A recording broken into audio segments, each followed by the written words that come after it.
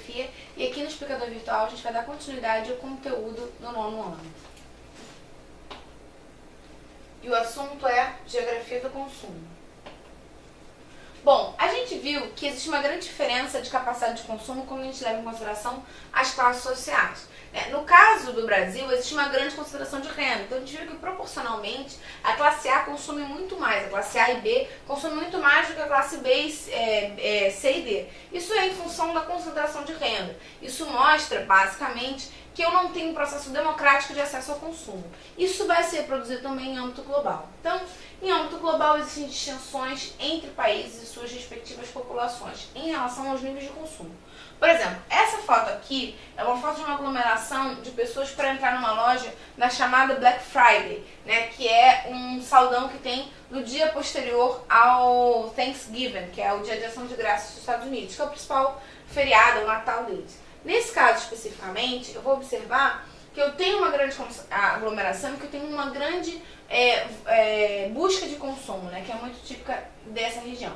Isso ocorre porque os países envolvidos, como as grandes potências mundiais, Estados Unidos, Japão e uma parcela dos países europeus, seus habitantes quase sempre são bem remunerados e assim podem habitar enormes residências, realizar viagens de turismo e construir uma infinidade de produtos, consumir uma infinidade de produtos disponíveis no mercado.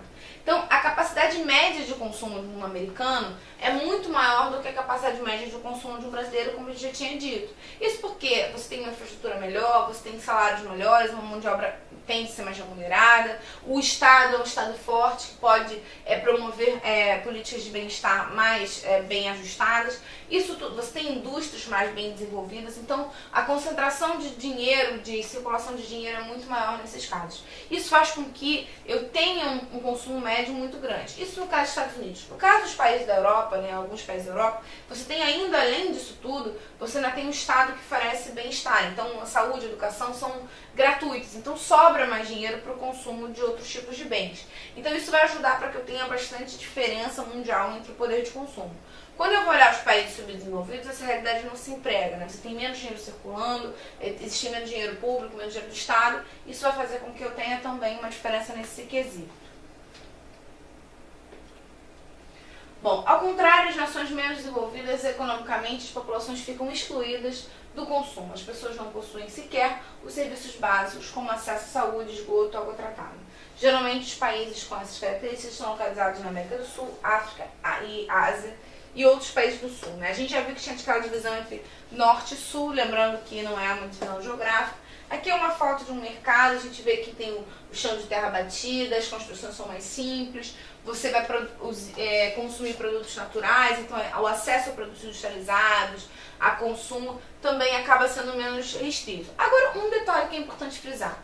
Não necessariamente o fato de você ter uma falta de acesso ao consumo significa que você tem uma qualidade de vida pior. O Butão, por exemplo, que é um país que não tem acesso ao consumo, criou um índice de felicidade, por exemplo, para ver o nível de felicidade das pessoas além da perspectiva de consumo. Não quer dizer que, por exemplo, essa alimentação aqui que está sendo colocada não seja melhor do que a alimentação que é tida nesses países envolvidos. Mas na lógica que a gente vive, na lógica de capitalismo, o consumo ele acaba sendo muito importante e esses países estão excluídos desse processo.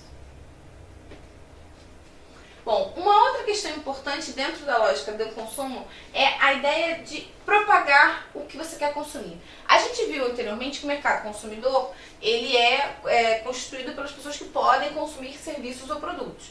E a gente viu também que existe um planejamento para o que é importante, o que esse mercado consumidor quer. Mas existe também uma maneira de você encaixar e criar um mercado para alguma coisa, você modelar o gosto desse mercado consumidor. E uma das formas que você vai fazer isso e para atrair o consumo daquele produto é a propaganda. E a gente vai ver que a propaganda está em vários locais. Não somente a propaganda que a gente está vendo aqui, a propaganda típica, mas também a propaganda subjetiva, que a gente vê em filmes, que a gente vê na televisão, que estimulam a pessoa a consumir aquele produto. Então, com a intenção de verificar o fluxo de vendas de produtos, vários ramos empresariais e comerciais utilizam a propaganda para atingir os possíveis consumidores, que seriam pessoas com potencial de adquirir mercadorias de variados tipos. Então é muito comum que você tenha, por exemplo, uma propaganda para atrair a atenção de crianças. Então, todos os produtos que são feitos para crianças são muito coloridos, tem várias cores, várias formas, porque isso atrai a criança, então isso atrai também a pessoa. É muito comum também que alguns produtos de alimento tenham essas cores, porque quando os pais levam as crianças para o mercado, eles vão atrair. Então, ou por exemplo, você escolha tons amarelos, né, e vermelhos para restaurantes, porque esses tons tendem a dar mais fome. Então você também faz esse processo. Então isso tudo acaba criando estratégias para você atrair um mercado alvo. Então aqui, por exemplo, a gente vê que é uma propaganda de carro. Então ele vai repassar a ideia de que ele é um carro forte, resistente. Isso é uma propaganda tipicamente pensada para o público masculino, para atrair. Como a gente vê também propagandas de cerveja, propagandas de maquiagem, que são pensadas para o público específico, né, para o público-alvo. Então você faz uma pesquisa de mercado, você decide que tipo de produto você vai querer. E você também acaba estimulando as pessoas a consumirem aquilo. Muitas vezes produtos que não são necessários para a sobrevivência dela. Bom, propaganda. A propaganda é uma forma das empresas de anunciar seus produtos e serviços, assim como promoções, facilidades de crédito, e para isso conseguem atingir uma quantidade maior de consumidores em relação a seus concorrentes, tá? Então eu vou avisar que eu tenho aquele produto, eu vou chamar a atenção da população para aquele produto.